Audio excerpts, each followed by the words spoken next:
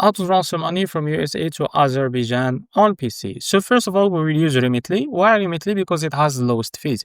So if you use the link below, you will benefit from your first $1,000 without any fee. Now, first of all, select your destination that you want to transfer money from. In this case, it will be United States. And after that, select your recipient destination. In this case, it will be Azerbaijan, like that. Now, as you can see, send money to Azerbaijan from the United States with Remitly. Now click on send now. Now log into your account. And now if you don't see your recipient destination here, just click here and type your recipient destination. In this case, it will be Azerbaijan. And as you can see, click on send money. And now enter the amount that you want to transfer. In this case, for example, $1,000.